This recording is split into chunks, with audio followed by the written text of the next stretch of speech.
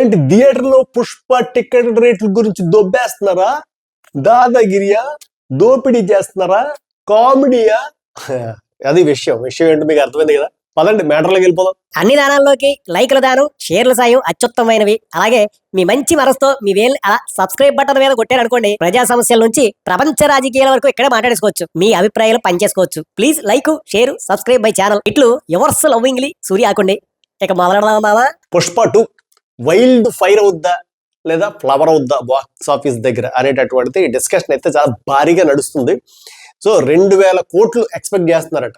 ఎలా ఎక్స్పెక్ట్ చేస్తున్నారు అనేది నాకు అసలు ఇప్పుడే టికెట్ రేట్లు వచ్చాయి చూస్తే మైండ్ వైల్డ్ ఫైర్ లాగా పేలిపోయింది అనమాట. అప్రాక్స్ చెప్తున్నాను, సుమారుగా బెనిఫిట్ షోకి అయితే 1121 రూపాయల నుంచి 1239 రూపాయలు ఉన్నాయట బెనిఫిట్ షోకి. ఆ డే అంటే డిసెంబర్ 4వ తారీఖు బెనిఫిట్ షోకి.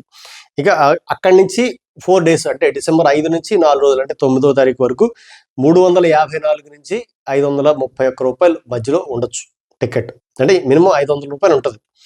ఇంకా 5వ రోజు నుంచి 12వ రోజు వరకు 300 రూపాయల నుంచి 472 రూపాయలు మధ్యలో నిర్ణయిస్తున్నారు టికెట్ రేట్. ఇంకా 13 నుంచి ఇంకా ఒక 1 మంత్ అంటే 29 డేస్ వరకు 200 నుంచి 354 రూపాయల మధ్యలో ఈ టికెట్ రేట్లు ఉండొచ్చు అని అయితే అనుకుంటున్నారు.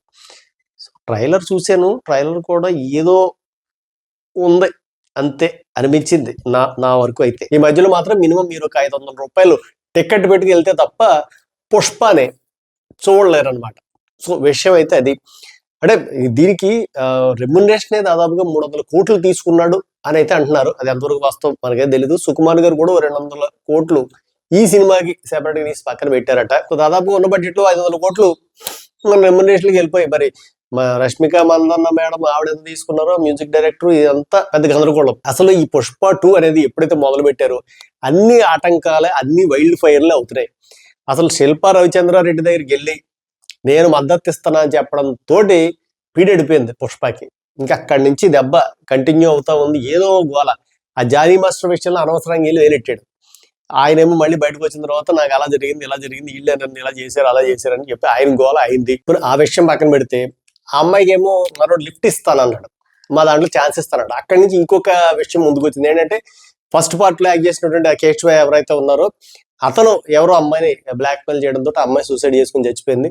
సో మరి ఆ అమ్మాయి తాలూకా కుటుంబ సభ్యులకు కూడా మరి ఒకవేళ నిజంగా సాయం చేయాలంటే చెయ్యాలి కదా.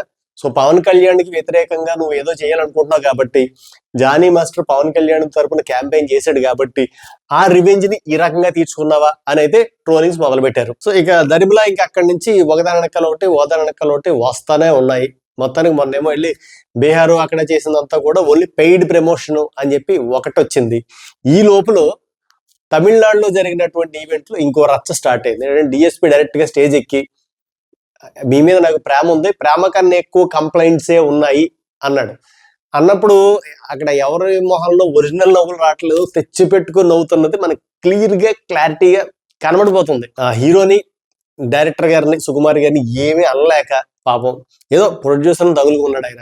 ఇంతకీ విషయం ఏంటంటే అందులో బీజిఎం సంబంధించినటువంటి బ్యాక్గ్రౌండ్ మ్యూజిక్ ఏదైతే ఉందో అది కొట్టడానికి డిఎస్పీ టైం తీసుకున్నాడు. సో దానికి ఆ కొట్టింది కూడా వీళ్ళకి నచ్చక తమన్ తీసుకొచ్చారు.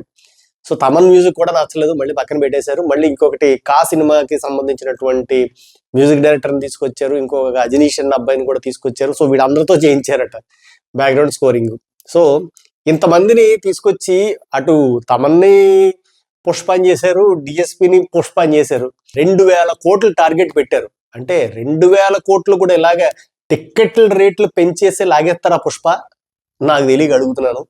ఏమో ఏదేమైనా మరి అలాంటి మిడిల్ క్లాస్ పీపుల్ సినిమాకి వెళ్ళాలి అంటే మాత్రం తలొక్కింటికి 1000 రూపాయలు ఇట్టు చూడాలంటే కష్టమే పుష్ప. మరి చూద్దాం మరి ఓటీటీలో ఎలా రిలీజ్ చేస్తారో అని అయితే వెయిట్ చేస్తున్నాను. మరి నేను వెళ్ళాలని మనసులో పీకేస్తా ఉన్నా ఆ టిక్కెట్ల రేట్లు చేసి గుండెలో గాబరా వచ్చేస్తుంది. సో ఇది ఇప్పటికి ఈ పుష్ప మీద నాకు సంబంధించి నాకు తెలిసిన ఇన్ఫర్మేషన్ మీ ముందు ఉంచాను. సో మీకేమనిపిస్తుంది, మీకేం తెలుసు అనేది కింద కామెంట్ బాక్స్ లో పెట్టండి. ఉంటా మరి, బాయ్ బాయ్.